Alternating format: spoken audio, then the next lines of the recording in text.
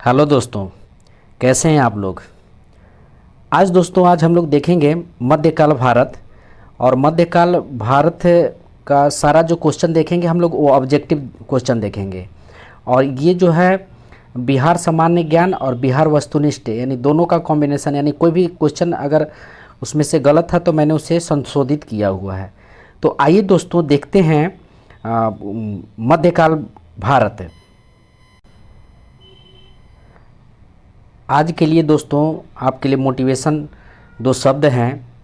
एक कहावत है कि अगर तुम स्ट्रेस को नहीं झेल सकते हो अगर तुम स्ट्रेस को नहीं झेल सकते तो तुम सक्सेस को भी नहीं संभाल पाओगे।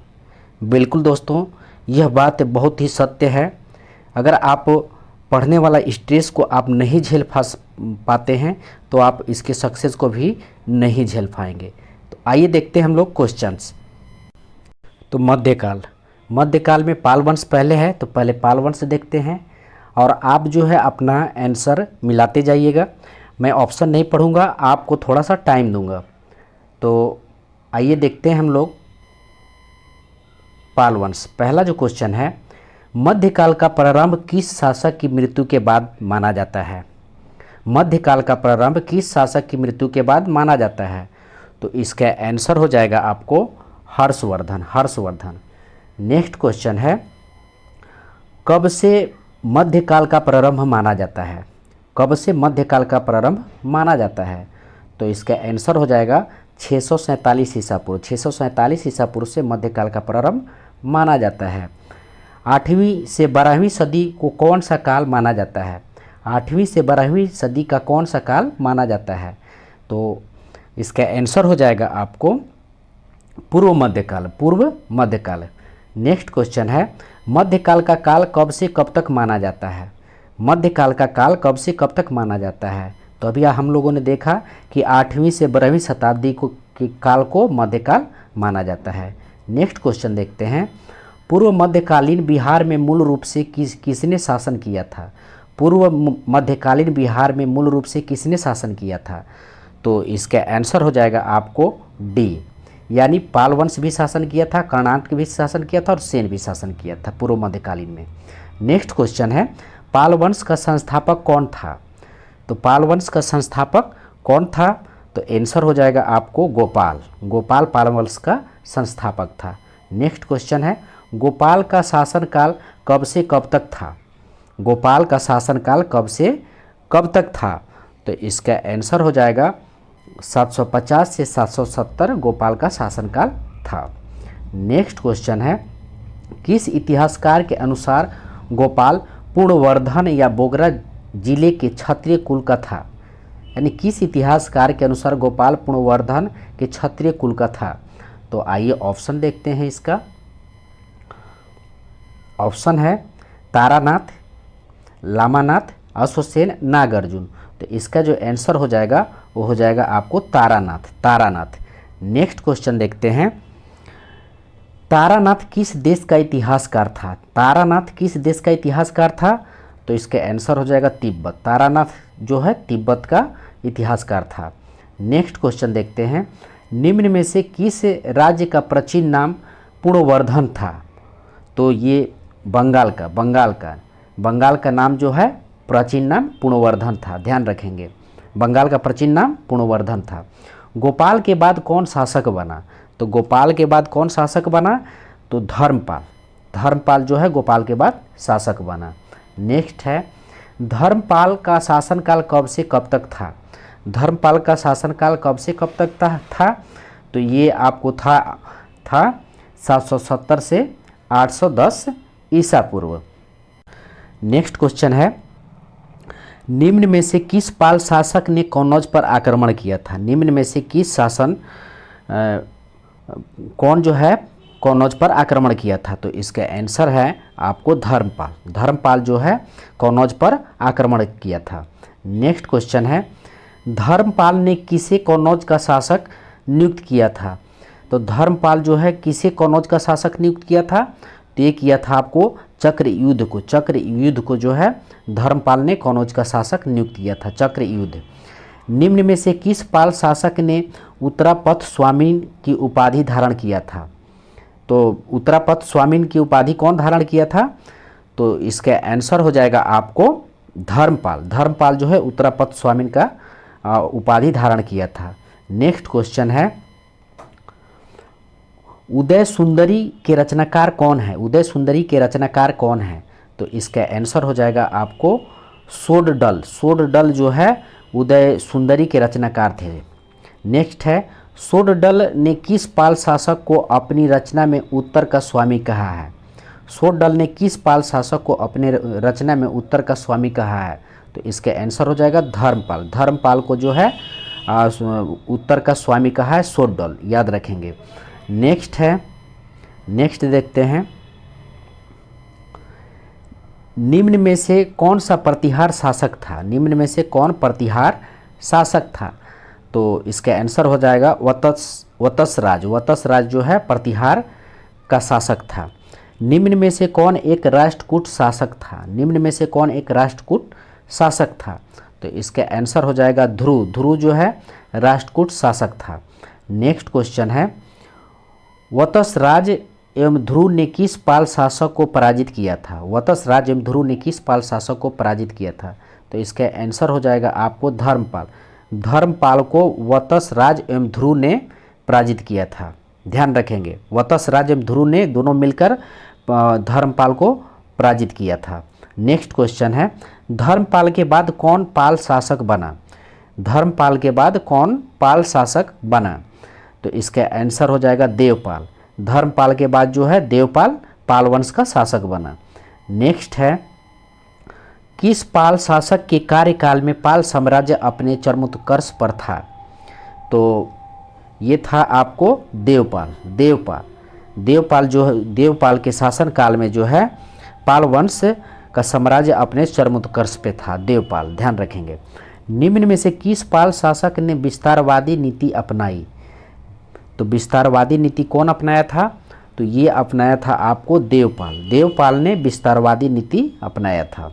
नेक्स्ट देखते हैं क्वेश्चन, निम्न में से कौन प्रतिहार शासक था? तो निम्न में से कौन प्रतिहार शासक था? तो वो था नागभट्ट टू। नागभट्ट टू जो है प्रतिहार शासक था। किस पाल शासक ने प्रतिहार शासक तथा कम्बोज के हूणों को पराजित किया था? किस पाल शासक ने प्रतिहार शासक तथा कम्बोज के हूणों को पराजित किया था?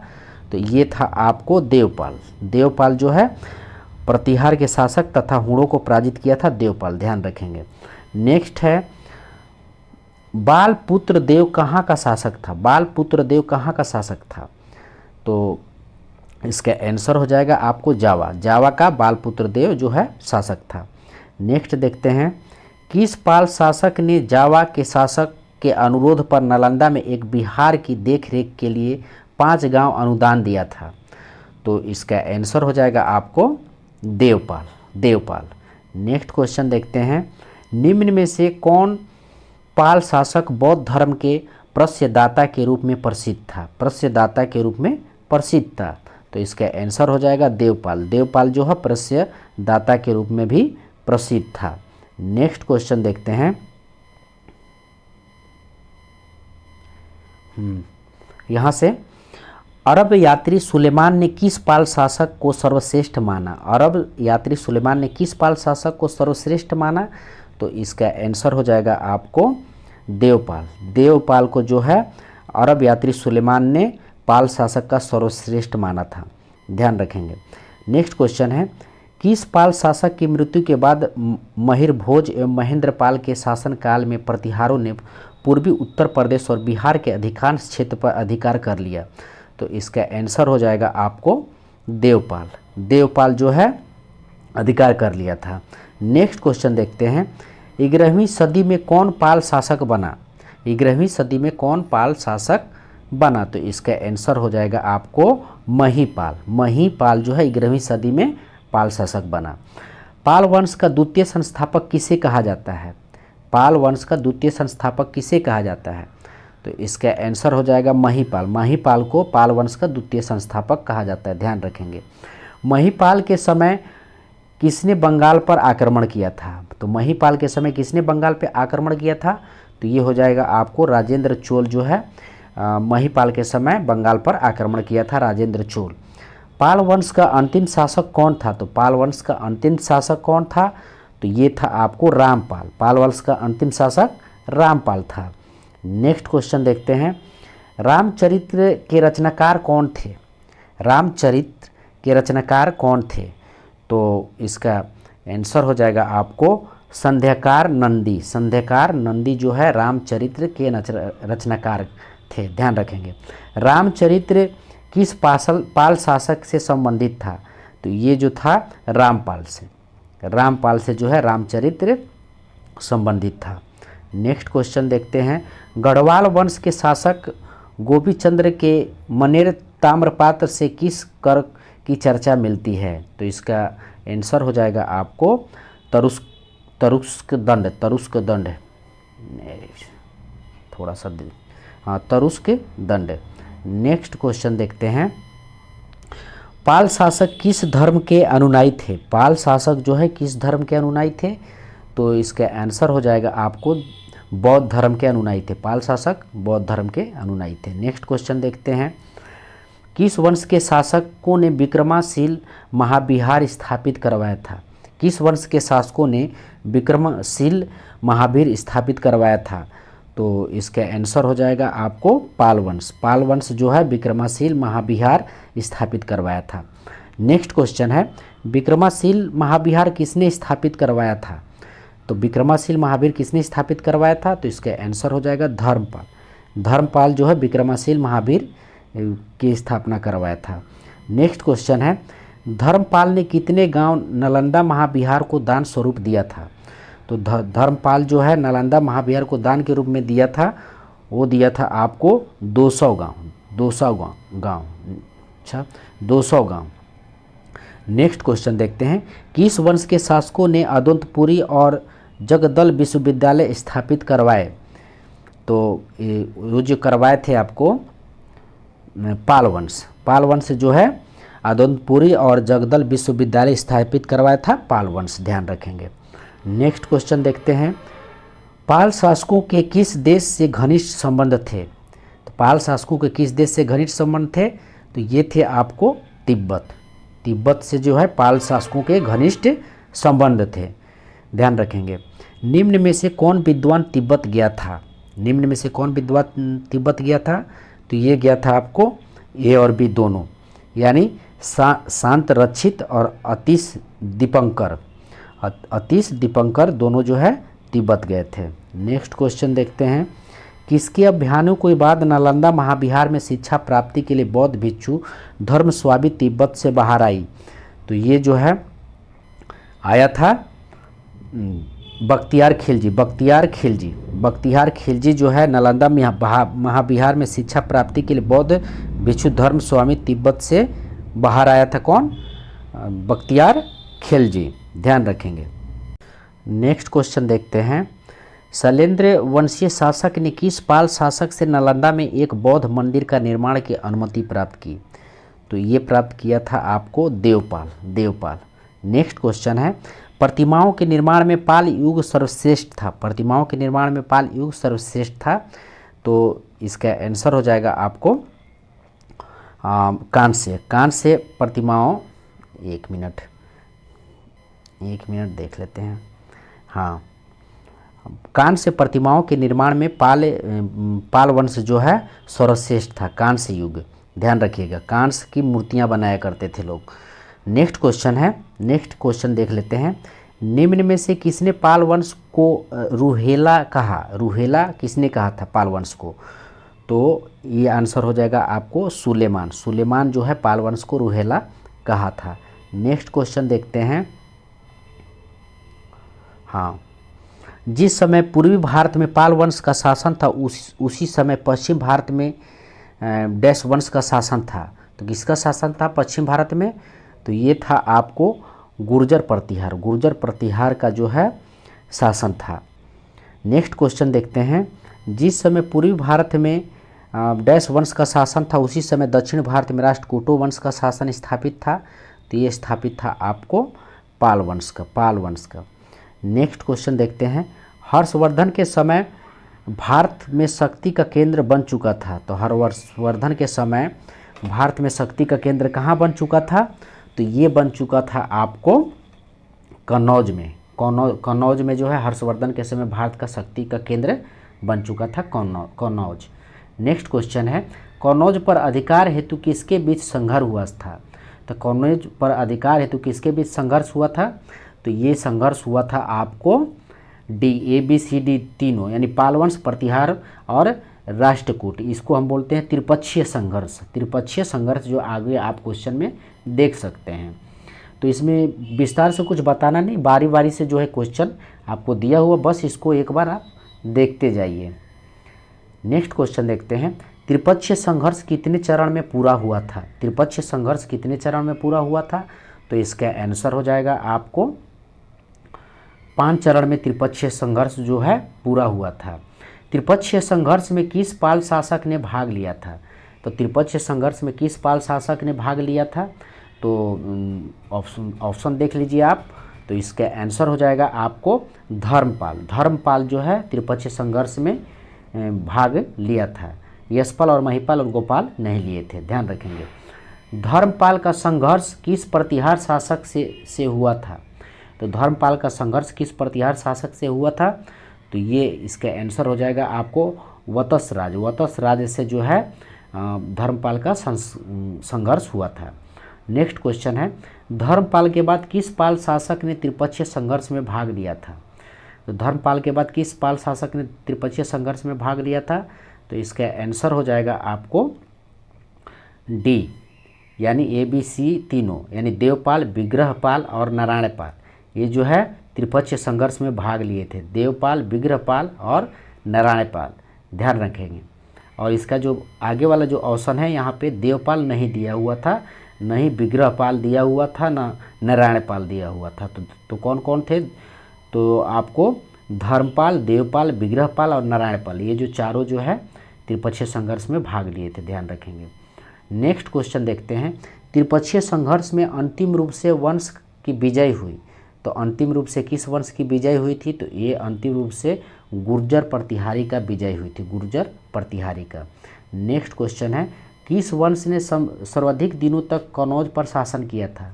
तो कन्नौज पर जो शासन किया था सर्वाधिक वर्ष तक, वो पाल वंश जो है कन्नौज पर सर्वाधिक वर्ष तक शासन किया था। नेक्स्ट क्वेश्चन आइए देखते हैं। नेक्स्ट और पाल वंश का लास्ट क्वेश्चन है, बिहार एवं बंगाल से किस गुर्जर प्रतिहार शासक का अभिलेख प्राप्त हुआ है? तो बिहार एवं बंगाल से किस गुर्जर प्रतिहार शासक का अभिलेख प्राप्त हुआ है? तो देख लीजिए ऑप्शन आप, और इसका आंसर हो जाएगा आपको महेंद्रपाल। महेंद्रपाल का जो है अभिलेख प्राप्त हुआ है। अब जो टॉपिक है दोस्तों, अब कर्नाट वंश। अब इसका हम लोग कर्नाट वंश का थोड़ा क्वेश्चन देख लेते हैं, और मैं जो धीरे धीरे चल रहा हूँ कि आप जो है सारी चीज़ों को आप देख सकें और आपके दिमाग में फिट हो सके। तो आइए देखते हैं, रामपाल के समय गंगा के उत्तरी मैदान में तिरहुत क्षेत्र में किस वंश का उदय हुआ था? तो रामपाल के समय गंगा के उत्तरी मैदान में तिरहुत क्षेत्र में किस वंश का उदय हुआ था? तो ये उदय हुआ था आपको कर्नाट वंश। कर्नाट वंश का उदय हुआ था। नेक्स्ट क्वेश्चन है, कर्नाट वंश का संस्थापक कौन था? कर्नाट वंश का संस्थापक कौन था? तो कर्नाट वंश का संस्थापक नान्यदेव थे। कर्नाट वंश का संस्थापक नान्यदेव, ध्यान रखेंगे। नेक्स्ट क्वेश्चन देखते हैं, सिमराव पाषाण लेख किस शासक से संबंधित है? सिमराव पाषाण लेख किस शासक से संबंधित है? तो ये जो संबंधित है आपको नान्यदेव से संबंधित है। नान्यदेव से सिमराव पाषाण लेख शासक जो है संबंधित है।